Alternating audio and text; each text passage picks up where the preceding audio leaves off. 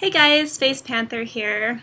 I just wanted to take a quick note to talk to you about what I think is the most effective way of creating change and influencing people. So the other day, Mango and I were talking, and I was just getting kind of upset because it's like there's so much evil in the world. It's like it's everywhere. I mean, the people, the animals, the planet. It's like there's so much bad shit happening, and it can be hard to stay positive, and especially when it's like what's happening on Earth is just these greater forces being played out. Like Earth is this battleground. And when Mango and I first met, I didn't believe in evil. This was actually one of the first conversations we had. He believed in evil. At the time, I was just like, oh, evil's just humans.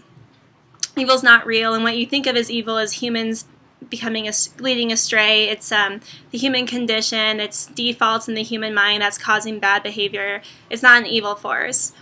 But as I've gotten older, I've realized that everything is controlled by forces. Even like I'm in this room right now. There's gravitational forces, nuclear forces, the force inside an atom. Everything is controlled by forces.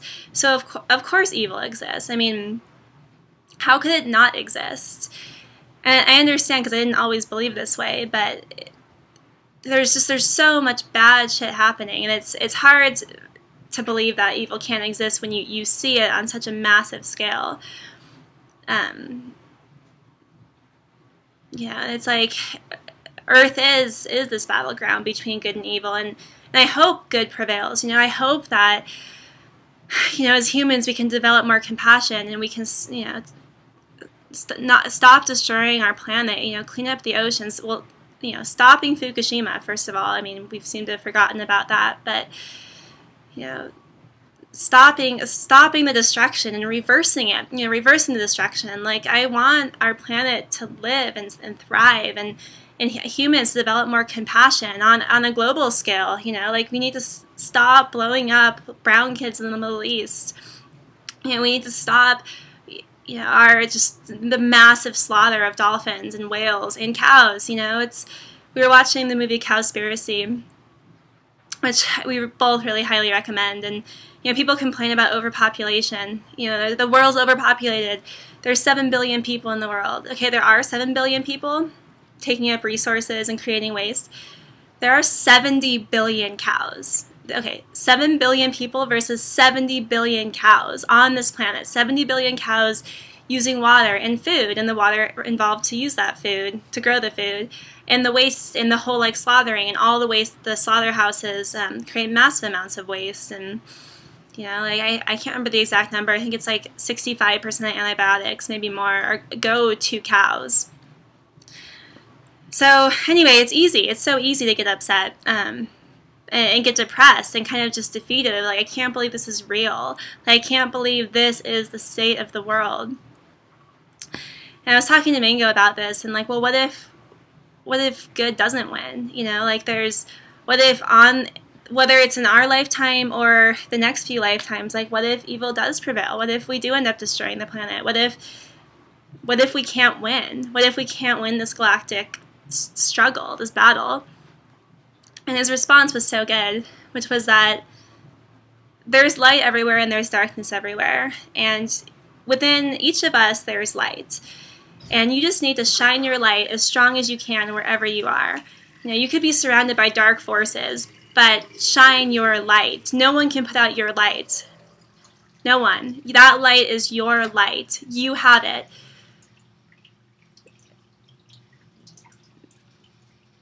It doesn't matter. You could be assaulted. You could be assaulted by so many negative, evil forces, but you still have the power to shine your light as strongly as you can wherever you go.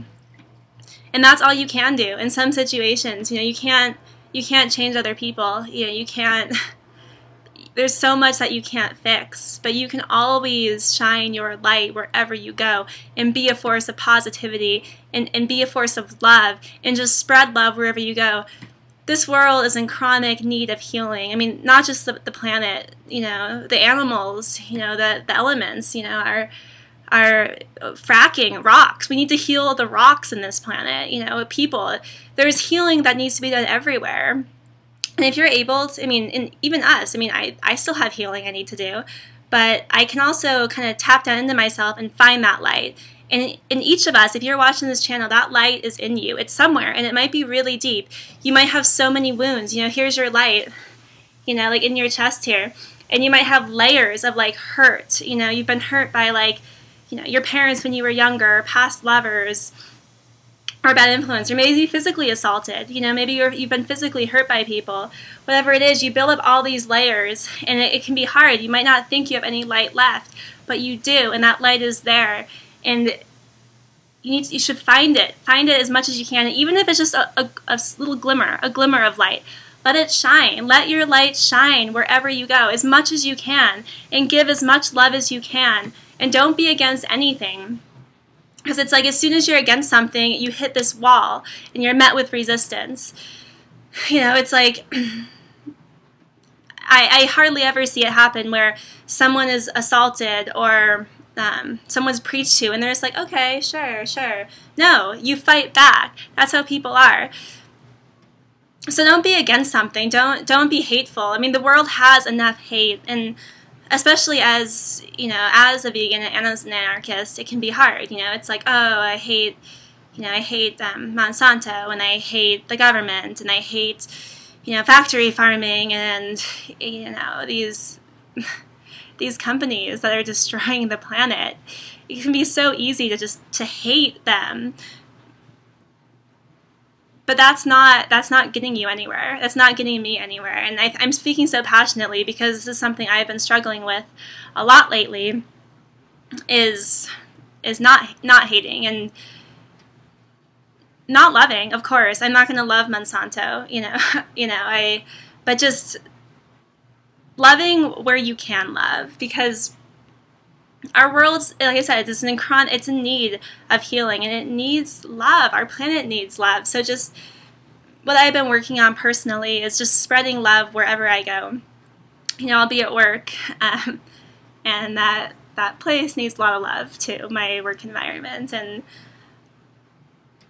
you know, it's a struggle. It is a struggle, because I feel myself getting so irritated and getting so angry and wanting to just like shake people and like, don't you understand that your habits, what you're doing, and the impact of your habits?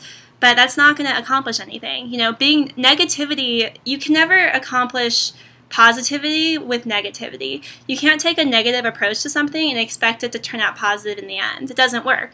Negativity and positivity they're diametrically opposed forces. So if you really want to make positive change, you have to start from a positive base. And that base, you know, of light and of love and of healing and of health. And so just to kind of close this up, you know, I know we all have so much pain. It is, and it can be so hard to find that place in you where you just love, but there is something that you love in this world. I was trying to get Simon, but, you know, find out what it is. What is it that you really love? And love that thing, you know, like, you love nature, you know, go hiking and feel that gratitude and be conscious of that gratitude.